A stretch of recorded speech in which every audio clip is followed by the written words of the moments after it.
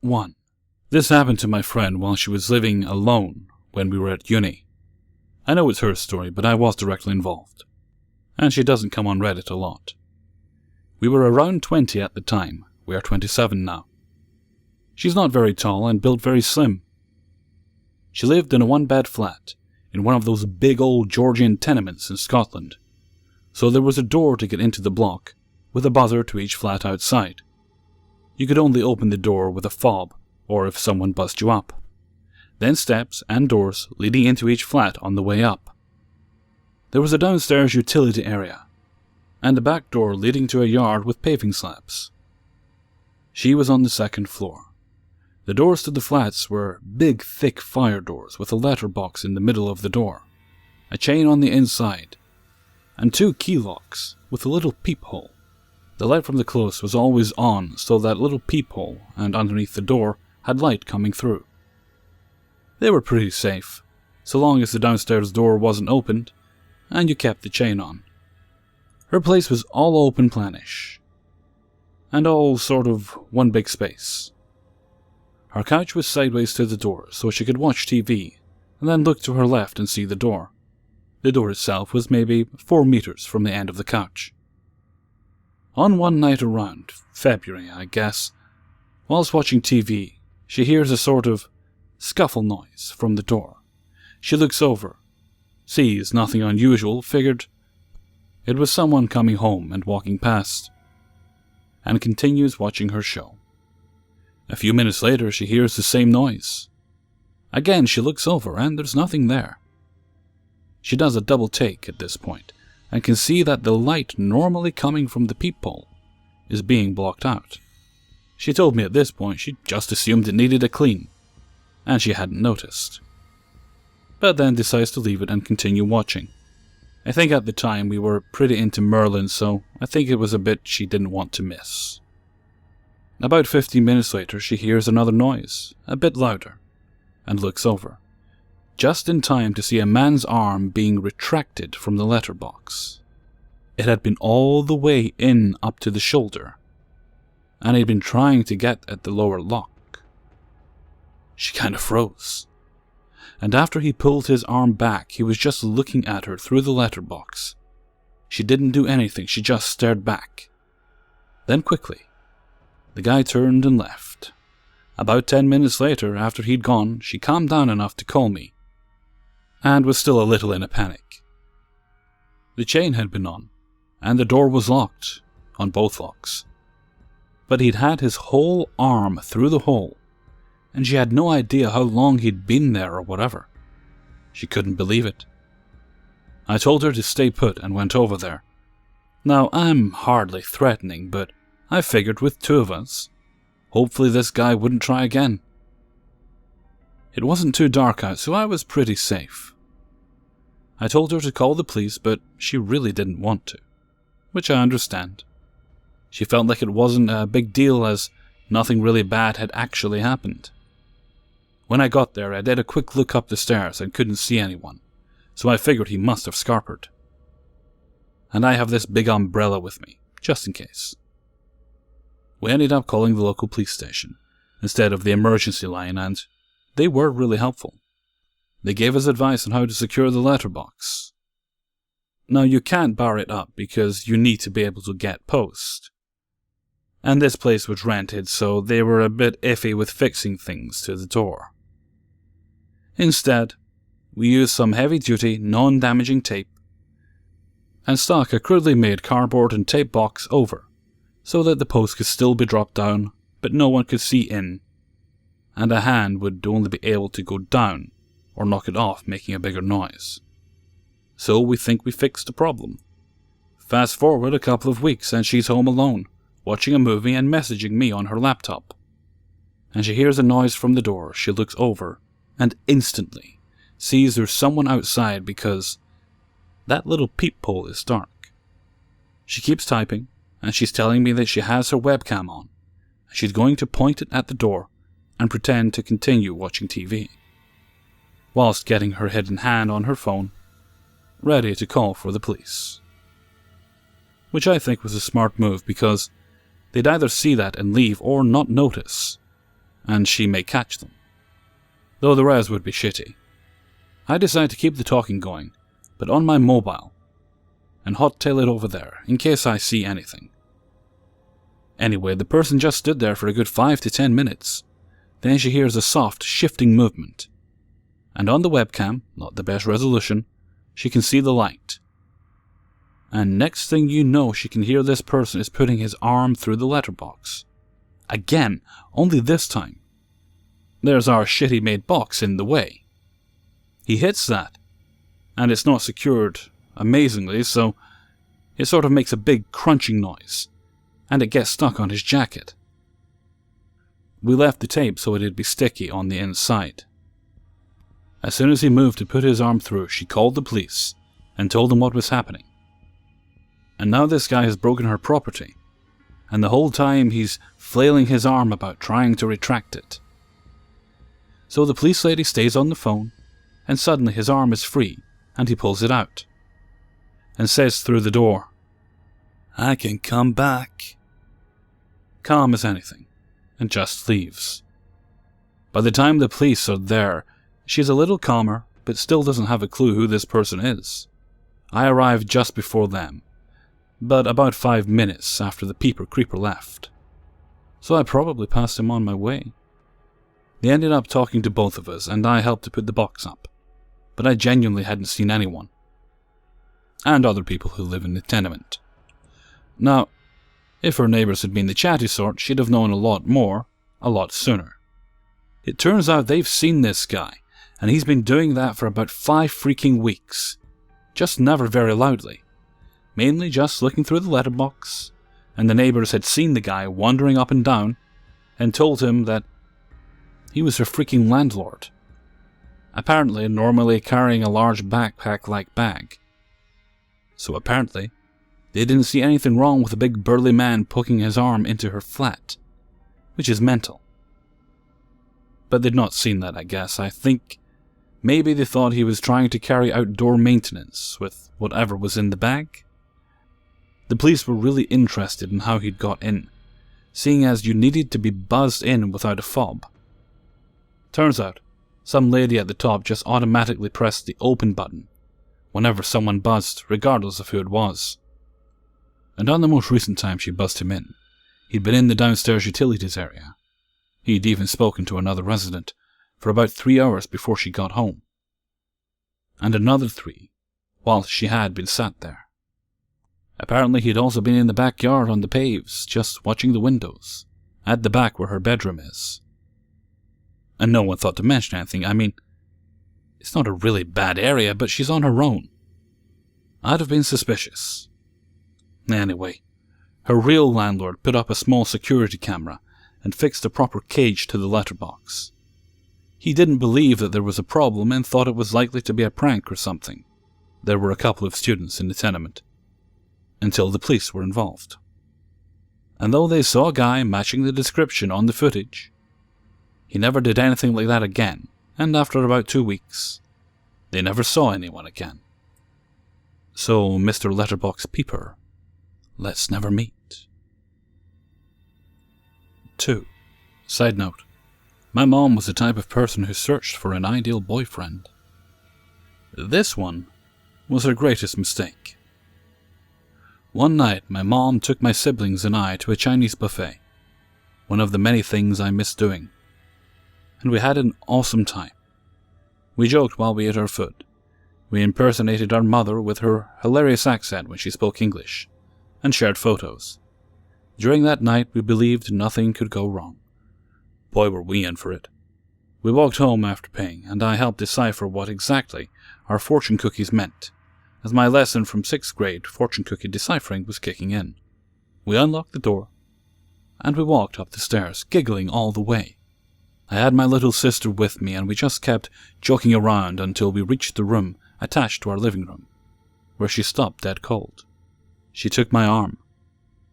"Someone was here, I know it." She stared at one specific spot. The bunk bed.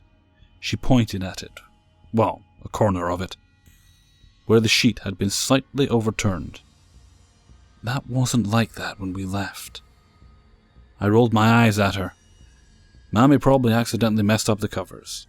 You weren't the last person in this room right before we left." She kept shaking my arm, sure of herself that something was wrong. She kept looking around the room for any other signs, and found the broomstick. She pointed at it too. Okay, I didn't leave that there. And that's when I got confused. Yeah, anybody could have moved it, but earlier in the day we had cleaned up the entire house. Once we were done, we put away our cleaning supplies in our closet by the kitchen. This room was a hallway and 2 rooms away from that closet. I dragged my little sister with a bit of skepticism, telling her that she was probably a bit paranoid, and guided her to our bedroom, which we shared. I opened the door, walking in first. I stopped dead cold in my doorway, blocking my little sister from seeing anything inside. I pushed her back and I told her to call our mom. When she left, I walked inside. Our window had been smashed open, and there was a brick on our cabinet. Shattered glass lay on the floor and some trailed away from the window. Like trapped glass fell off the intruder's shoes. My mom came rushing in, and she took in everything with a gasp. She ushered my sister and I out, and she told my 2 other siblings to search the house for anything missing. A few minutes later, and the police were at our house. My mom's spare purse full of documents are missing, as well as a knife, some of her IDs from the YMCA, and some of my mother's undergarments, to which she simmered with anger. The suspect, my mother's boyfriend, whom she had an argument and broke up with. The police soon put a search out for him, first at his home, but he's not there. So they start looking around the area. Afterwards, my mother calls up one of her friends to come and keep us company, because we were all fairly shaken up. V, as we'll call her, brought her kids along, and we all started to watch movies, while they chatted quietly about what had happened. After a few hours, V got up to use the bathroom, when she heard a noise by my older sister's room. Mind you, our entire house was dark because we turned out all the lights by police orders, so she was practically blind the entire time. She walked into my sister's room, but couldn't see anything out of the ordinary, until she heard the noise again.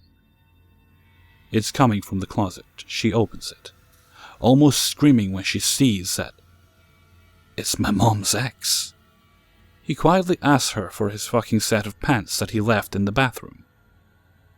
Which one, I don't know. To which she does, in total shock, telling him to get the fuck out of there. After he does, she tells my mother, where she calls the cops again, to tell them that he was still in our house the entire time. It turns out he was probably taking a whiz right before we came home and just panicked, choosing to hide in my sister's closet until he could hightail it out of there. The police caught him after a while, but I still refrained from using that bedroom until we had our window fixed. My mother got a restraining order against him, but she never got her stuff back. I've completely forgotten about what he looked like, but my siblings sometimes saw him when we'd go out shopping, thankfully staying very far away from us.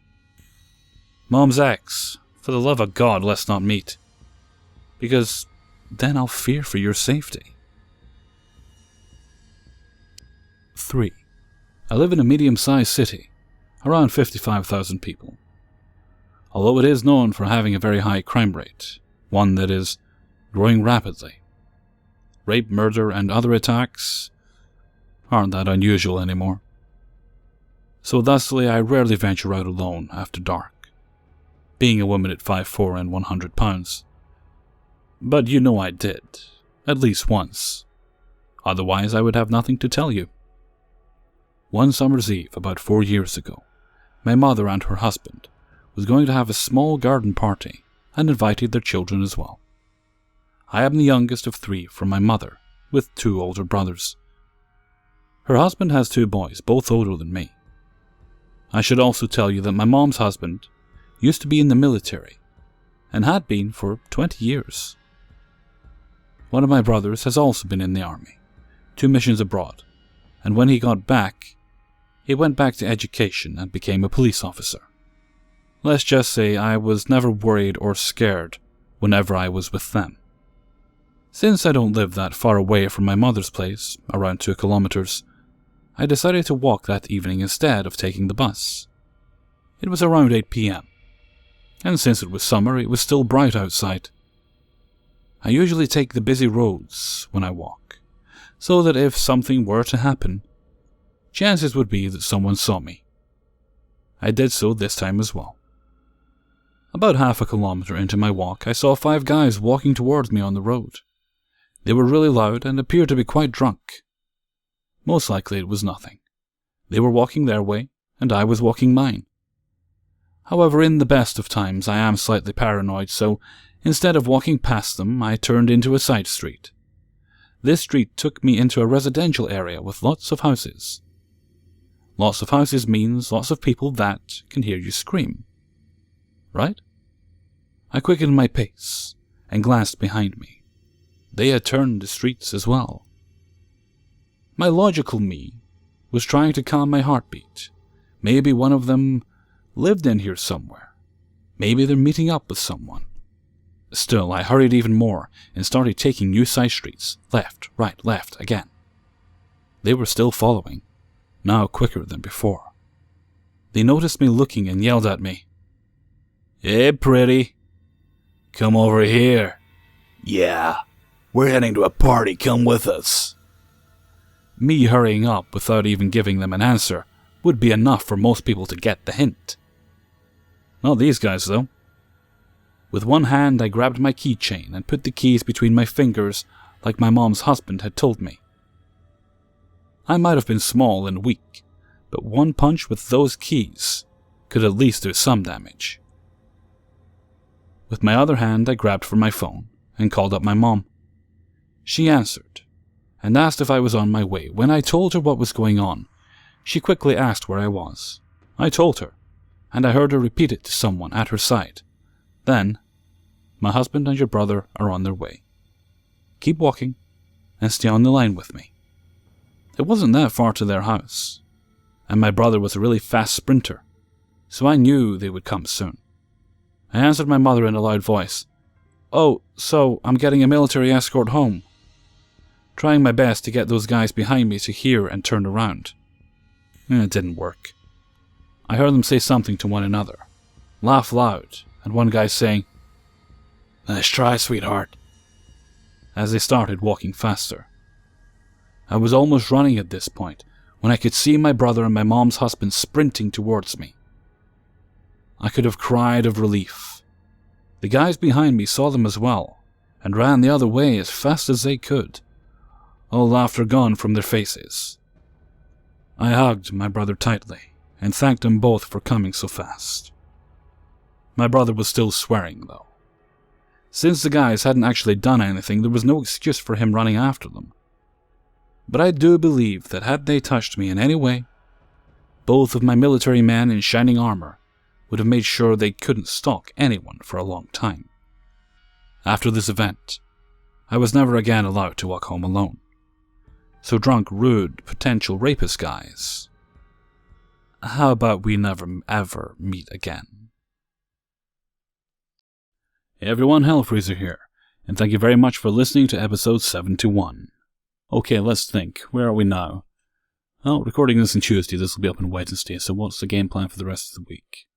Right, it looks like I've got enough stories now to do a subscriber stories video on Thursday. Friday will be paranormal. I'm shooting for 5 stories in that. And I believe I've already got enough stories to do a 5-story TIFU for Friday.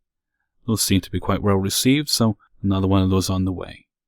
No idea what I'm doing next week, but that's next week. Well, we'll think about that then. And what else? Oh yeah, I did want to mention, if you're not getting notifications for my videos when they're uploaded, because, well, you know what YouTube's like, they do that sometimes. If you go on over to my Twitter page, I usually post there when I've uploaded a new video. It's just an option. You don't have to do it, but it's just an option if you're not getting the notifications when you want. The link is on the front page of my channel, but I'll put it in the description below as well. I actually deleted my Facebook page recently. That was just my personal page though. If you think it would be worthwhile setting up one just for this channel, let me know, because honestly, when I had the thing, I didn't really use it much. But if it would be more beneficial, then just let me know and I'll see what I can do. Okay, I think that's about it for now, so until next time, thank you very much for listening, and take very good care of yourselves.